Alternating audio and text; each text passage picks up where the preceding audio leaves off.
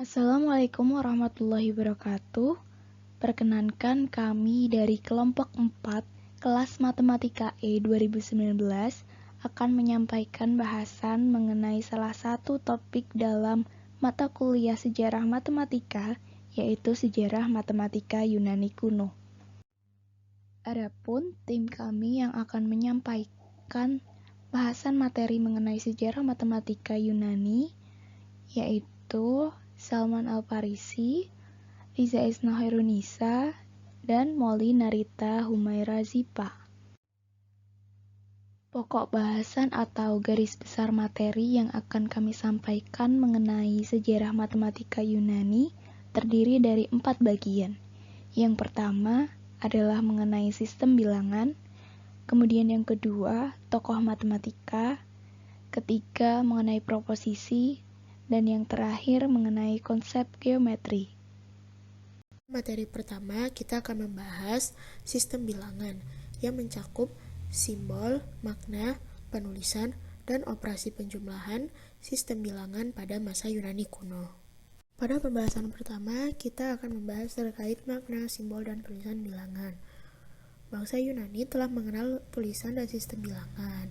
Bangsa Yunani mengadopsi metode bangsa Mesir dalam penulisan bilangan-bilangan, karena metode bangsa Mesir sangat kompleks dalam perhitungan. Hasil dari adopsi tersebut kemudian diubah oleh bangsa Yunani dengan menggunakan huruf abjad. Huruf yang digunakan adalah huruf pertama dari nama masing-masing bilangan, sehingga bangsa Yunani mempunyai 2 sistem bilangan, yaitu sistem Atik dan sistem alfabetik. Untuk sistem bilangan yang pertama yaitu sistem Atik yang muncul sekitar tahun 600 sebelum Masehi.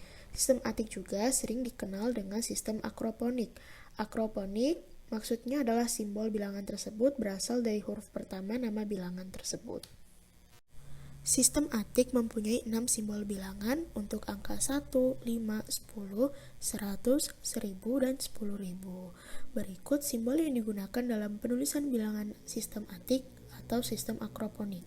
Untuk bilangan 1 disimbolkan dengan tongkat 1 yang bukan merupakan huruf awal nama bilangan. Seperti gambar yang pertama, untuk bilangan 5 seperti tongkat, untuk bilangan 10 seperti segitiga, untuk bilangan 100 seperti bentuk kapital H, untuk angka 1000 seperti kapital X, dan untuk 10.000 seperti kapital huruf M. Kemudian untuk simbol penulis angka 1 sampai 10 dalam sistem akroponik atau Atik seperti gambar yang kedua. Selanjutnya, bangsa Yunani mengembangkan bilangan 50, 500, 5.000, dan 50.000 yang diperoleh dari penggabungan simbol 5 dengan simbol-simbol untuk puluhan, ratusan, ribuan, dan puluhan ribu. Untuk hasil penggabungan simbol-simbol tersebut terletak pada gambar pertama. Kemudian contoh penulisan lambang bilangan Atik disertai lambang pengganti lainnya seperti pada gambar yang kedua. Kemudian pada tahun 500 sebelum Masehi, sistem bilangan Atik diganti dengan sistem bilangan Ionia atau alfabetik. Sistem bilangan Ionia digunakan setelah sistem numerasi Atik. Sistem bilangan Ionia merupakan alfabet Yunani sebagai lambang bilangan, yaitu 9 huruf untuk melambangkan bilangan 1 sampai dengan bilangan 9. 9 huruf untuk melambangkan kelipatan 10 yang lebih kecil dari 100. Dan 9 huruf lagi untuk melambangkan kelipatan 100 yang lebih kecil dari 1000. Sistem numerasi alfabet Yunani lebih singkat dan sistematis. Aturan penulisannya yaitu bilangan yang terdiri dari 2 digit, caranya dengan menjumlahkan angka puluhan dengan angka satuan. Untuk penulisannya seperti gambar yang terletak di sebelah kiri, dan untuk contohnya yang terletak di sebelah kanan seperti angka 19, maka untuk penulisannya kita mulai dari puluhan kemudian satuan, berarti 10 ditambah 9. Untuk penulisannya bisa kita lihat seperti gambar yang di sebelah kiri. Begitu juga dengan contoh 23 dan 78. Kemudian untuk bilangan yang terdiri dari 3 digit, cara penulisannya yaitu dengan menjumlahkan angka ratusan dengan angka puluhan dan angka satuan. Untuk contohnya bilangan 174, Untuk penulisannya yaitu kita menjumlahkan angka 100 ditambah 70 ditambah 4. Untuk penulisannya kita bisa melihat pada slide sebelumnya. Begitu juga dengan contoh 448 dan contoh 789. Nah, berdasarkan beberapa simbol bilangan di atas, bilangan terbesar yang dapat dibentuk adalah 999. Untuk menjadikan bilangan yang lebih dari 999, dilakukan modifikasi atau penggabungan simbol dengan menambahkan subscript atau superscript pada simbol bilangan. Seperti contoh gambar yang ada di bawah ini. Untuk bilangan yang terdiri dari 4 digit atau ribuan, cara penulisannya itu dengan membubuhkan tanda aksen. Untuk contohnya 1000, karena angka 1 itu bentuk penulisannya adalah alfa, maka untuk 1000 alfa aksen. Dan untuk contoh yang 3734, karena 3 itu penulisannya adalah gamma, maka di 3 itu kita tambahkan aksen, maka gamma aksen untuk menandakan dia adalah ribuan. Begitu juga dengan angka 1287. Kemudian untuk bilangan yang terdiri dari 5 digit atau lebih, kita menaruh angka yang bersangkutan di atas tanda M. Jadi kalau 4 digit itu kita menambahkan aksen, untuk 5 digit atau lebih kita menambahkan tulisan huruf M setelah puluhan ribu tersebut. Untuk contohnya 23.734. Jadi karena untuk 2 itu adalah beta, dan karena di sini contohnya adalah puluhan ribu, maka untuk 20 ribuan kita tulis dengan beta M. Kemudian untuk penulisan 3000-nya kita tuliskan gamma, kemudian dibubuhkan dengan aksen. Untuk 734-nya seperti pada penjelasan slide sebelumnya. Begitu juga dengan contoh yang kedua. Baiklah, di sini saya akan mencoba menjelaskan tentang operasi bilangan. Yang pertama ada operasi penjumlahan. Di sini terdapat 4 buah bilangan alfabetik. Dari 4 buah bilangan alfabetik ini, yang pertama apabila dikonversikan dengan bilangan biasa menghasilkan 1424. Bilangan kedua ialah 103, bilangan ketiga ialah 12.281, dan bilangan keempat yaitu 30.030. Cara menjumlahkan bilangan alfabetik sama dengan menjumlahkan bilangan biasa, dan di sini menghasilkan 43.838. Baiklah, selanjutnya operasi pengurangan. Bilangan pertama yaitu 93.636 akan dikurangi dengan 23.409 dan menghasilkan 70.227. Yang dimana untuk cara pengurangan bilangan alfabetik sama dengan pengurangan bilangan biasa. Selanjutnya adalah operasi perkalian. Terdapat 2 buah bilangan yaitu 1351 dikali 1351.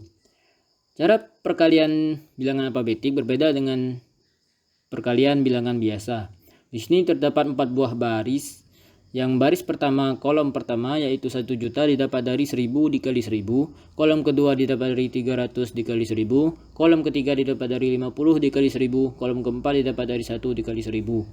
Untuk baris kedua, kolom pertama didapat dari 300 dikali 1000, kolom kedua didapat dari 300 dikali 300, kolom ketiga didapat dari 50 dikali 300, dan kolom keempat didapat dari 1 dikali 300. Untuk baris ketiga, kolom pertama kosong, dan kolom kedua didapat dari 50 dikali 1000, kolom ketiga didapat dari 50 dikali 300, kolom keempat didapat dari 50 dikali 50, dan kolom kelima didapat dari 1 dikali 50. Untuk baris keempat, kolom pertama dan kedua kosong, kolom ketiga didapat dari 1 dikali 1000, kolom keempat didapat dari 1 dikali 300, kolom kelima didapat dari 1 dikali 50, dan kolom terakhir didapat dari 1 dikali 1. Dan di sini menghasilkan 1.825.201. Ini adalah operasi pembagian. Di sini terdapat bilangan pembagi yakni 25, 12 aksen, 10 double aksen, dan yang dibagi adalah 1515, 20 aksen, 15 double aksen. Untuk ketentuan yang pertama, ini mencari bilangan perkalian 25 yang paling mendekati 1515, yaitu 60. Yang apabila dikalikan dengan 25 menghasilkan 1500 dan menyisakan 15. 15 itu akan dikalikan dengan 60 agar mendapati bilangan aksen, yakni menghasilkan 900 aksen, dan dijumlahkan dengan 20 aksen menghasilkan 920 aksen. Selanjutnya adalah 12 aksen dikali dengan 60 menghasilkan 720 aksen, dan hasil pengurangan dari 920 aksen dan 720 aksen menghasilkan 200 aksen. Selanjutnya 10 double aksen dikalikan dengan 60 menghasilkan 10 aksen, dan selanjutnya 200 aksen dikurangi 10 aksen menghasilkan 190 aksen. Yang dimana nantinya 25 akan dicari lagi bilangan yang paling mendekati 190 aksen, yaitu 7 aksen, menghasilkan 175 aksen dan menyisakan 15 aksen. Yang mengartikan bahwa ketentuan yang kedua yakni 7 aksen dan menyisakan 15 aksen setara dengan 900 double aksen. Selanjutnya sampai ke bawah menghasilkan 106 triple aksen. Nah, di sini hasil pembagian dari 1515, 20 aksen, 15 double aksen dibagi dengan 25, 12 aksen, 10 double aksen menghasilkan 60, 7 aksen, 33 double aksen, 106 triple aksen. Dan di sini mohon maaf untuk penulisannya terdapat typo, yakni di sini seharusnya itu ketentuan ketiga yaitu 33 double aksen dan yang keempat yaitu 106 triple aksen. Baiklah, selanjutnya adalah tokoh-tokoh matematika pada masa Yunani kuno beserta temuannya. Yang pertama adalah Thales of Miletus yang hidup pada 624 sampai 550 sebelum Masehi. Beliau adalah matematikawan pertama yang merumuskan teorema dan menjadikan matematika sebagai landasan ilmu terapan. Di dalam geometri, Thales dikenal karena menyumbangkan apa yang disebut teorema Thales yang berbunyi sebagai berikut. Yang pertama, sebuah lingkaran terbagi dua sama besar oleh diameternya. Yang kedua, sudut bagian dasar dari sebuah segitiga sama kaki adalah sama besar. Dan yang ketiga, jika ada dua garis lurus bersilangan, maka besar kedua sudut yang saling berlawanan akan sama. Yang keempat, sudut yang terdapat di dalam setengah lingkaran adalah sudut siku-siku. Yang kelima, sebuah segitiga terbentuk bila bagian dasarnya serta sudut-sudut yang bersinggungan dengan bagian dasar tersebut telah ditentukan. Tokoh matematika kedua pada masa Yunani kuno adalah Pythagoras yang hidup di masa 582 sampai 496 sebelum Masehi.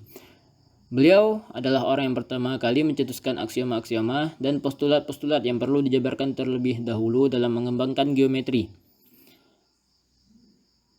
Pythagoras bukan orang yang menemukan suatu teorema Pythagoras, tetapi ia diyakini sebagai orang yang berhasil membuat pembuktian matematis mengenai teorema Pythagoras. Sementara itu, beberapa sumber kuno menyatakan bahwa ia adalah orang pertama mengidentifikasi 5 bangun ruang dan menemukan teori kesebandingan. Yang ketiga adalah Euclid yang hidup pada masa 325 sampai 265 sebelum Masehi. Ia dikenal sebagai bapak geometri karena menemukan teori bilangan dan geometri. Subjek-subjek yang dibahas adalah bentuk-bentuk, teorema Pythagoras, persamaan dalam aljabar, lingkaran, tangan, geometri ruang, teori proporsi, dan lain-lain. Alat-alat temuan Euclid antara lain mistar dan jangka. Selain itu, beliau juga menemukan beberapa teori lain yang tercakup pada buku karangannya berjudul The Elements, menjadi acuan dalam pembelajaran geometri. Buku ini terdiri dari 13 jilid yang semuanya membahas perihal teorema-teorema yang sekarang disebut geometri Euclid. Karya Euclid ini terdiri dari 4 bagian, yakni definitions, postulates, combinations, dan propositions. Euclid juga menulis karya tentang perspektif, irisan kerucut, geometri bola, teori bilangan, dan pembuktian matematika. Selanjutnya adalah tokoh keempat, yakni Archimedes yang hidup di masa 287 sampai 212 sebelum Masehi. Archimedes sendiri seorang matematikawan, fisikawan, insinyur, astronom, dan penemu asal Yunani yang terkenal. Ia juga adalah ahli matematika terbesar sepanjang zaman dan pada zaman kuno. Ia berhasil menemukan aproksimasi nilai pi yang lebih mendekati dari ilmuwan sebelumnya, yaitu 223/71 dan 220/70. Tiga karya Archimedes membahas geometri bidang datar, yaitu pengukuran lingkaran, kuadratur dari parabola, dan spiral. Selain itu, ia menulis karya-karya tentang ilmu ukur bidang, ilmu ukur ruang, aritmetika. Dan yang kelima adalah Apollonius of Perga yang hidup pada masa 262 sampai 190 sebelum Masehi. Konsepnya mengenai parabola, hiperbola, dan elips banyak memberi sumbangan bagi astronomi modern. Ia merupakan seorang matematikawan yang ahli dalam geometri. Teorema Apollonius menghubungkan beberapa unsur dalam segitiga. Karyanya memiliki pengaruh yang sangat besar pada perkembangan matematika, khususnya bukunya yang terkenal, Conics, memperkenalkan istilah-istilah yang akrab bagi kita saat ini seperti parabola, elips, dan hiperbola. Pada bagian ketiga, kita akan membahas mengenai proposisi-proposisi yang berkembang pada masa Yunani kuno. Nah, sebelumnya kita perlu tahu dulu apa itu proposisi. Jadi, proposisi adalah pernyataan yang memiliki nilai kebenaran salah atau benar, tetapi tidak bisa keduanya sekaligus. Proposisi-proposisi yang akan kita bahas pada bagian 3 ini merupakan proposisi dalam karya Archimedes berjudul Measurement of a Circle pada tahun 250 sebelum Masehi. Dalam karyanya ada 3 proposisi yang berupa pendekatan dalam menghitung nilai pi. Proposisi pertama berbunyi, the area of any circle is equal to a right angle triangle in which one of the sides about the right angle is equal to the radius and the other to the circumference of the circle. Yang artinya, setiap lingkaran dengan keliling C dan jari-jari R sama dengan luas segitiga siku-siku dengan kedua kaki C dan R. Proposisi pertama ini dibuktikan dengan method of exhaustion. Proposisi kedua berbunyi, the area of any circle is to the square on its diameter as 11:14, yang artinya luas lingkaran sama dengan bujur sangkar pada diameternya 11 sampai 14. Sedangkan proposisi yang ketiga berbunyi, the circumference of any circle exceeds 3 times the diameter by a quantity that is less than 1/7 of the diameter but greater than 10 parts in 71, atau artinya rasio keliling lingkaran apapun dengan diameternya lebih besar dari 3/10/71 tetapi kurang dari 3/1/7. Proposisi ketiga ini mendekati apa yang disebut dengan konstanta matematika pi. Archimedes menemukan batas-batas ini pada nilai dengan menuliskan dan membatasi lingkaran dengan 2 poligon bersisi 96 yang serupa. Pada bagian yang keempat, kita akan membahas mengenai konsep geometri yang berkembang pada masa Yunani kuno. Perkembangan geometri di Yunani berlangsung melalui adanya penalaran deduktif dengan pendekatan aksiomatik. Hal ini menunjukkan adanya fase baru dalam geometri karena dalam pengembangannya sebagai sistem logis. Orang Yunani, yaitu sekaligus merupakan matematikawan yang mengenalkan sistem logis ini, yaitu Thales dan Pythagoras. Thales dan Pythagoras mempelopori pemikiran dalam bidang geometri. Berdasarkan eksperimen, diperoleh sifat-sifat dasar dalam geometri yang kemudian dirumuskan ke dalam aksioma.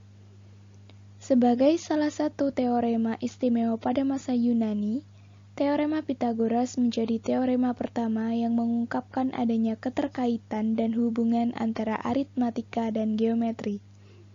Teorema yang dicetuskan oleh matematikawan Pythagoras ini menyatakan bahwa dalam segitiga siku-siku, kuadrat dari sisi miring atau hipotenus sama dengan jumlah kuadrat dari dua sisi lainnya. Jika dirumuskan, maka teorema Pythagoras yaitu A kuadrat ditambah B kuadrat sama dengan C kuadrat. Sebagaimana pada penjelasan slide sebelumnya, untuk gambar yang pertama, kita ketahui bahwa C merupakan hipotenus atau sisi miring, itu dapat kita peroleh, yaitu C kuadrat sama dengan A kuadrat ditambah dengan B kuadrat. Euremus dalam History of Geometry merujuk pada teorema EUCLI 26 jika dua segitiga memiliki dua sudut dan satu sisi masing-masing sama, segitiga tersebut sama dalam segala hal. Thales menggunakan teorema tersebut untuk menunjukkan bagaimana cara mencari jarak kapal ke pantai.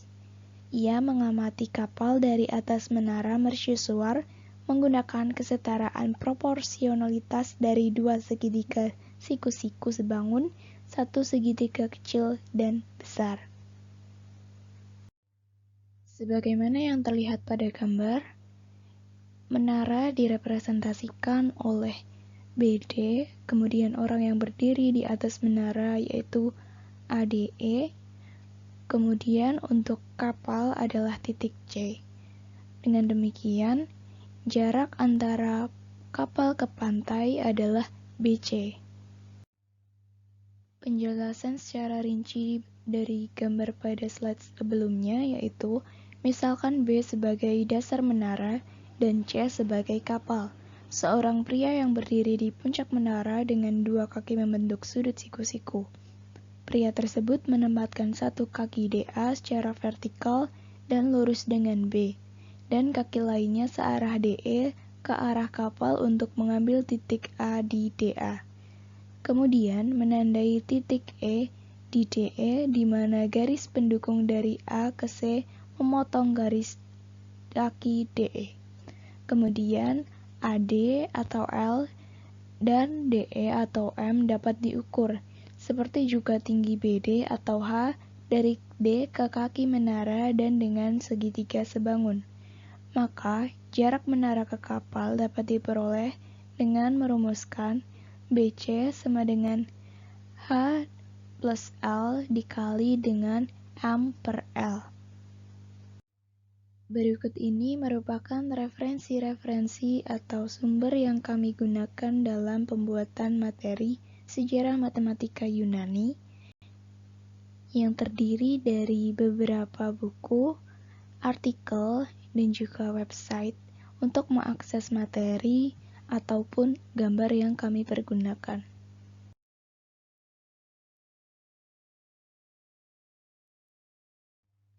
Salah satu quote menarik dari Archimedes yaitu, "Mathematics reveal its secret only to those who approach it with pure love for its own beauty." Cukup sekian penyampaian materi dari kelompok 4 mengenai sejarah matematika Yunani. Mohon maaf apabila terdapat banyak kekurangan. Terima kasih dan wassalamualaikum warahmatullahi wabarakatuh.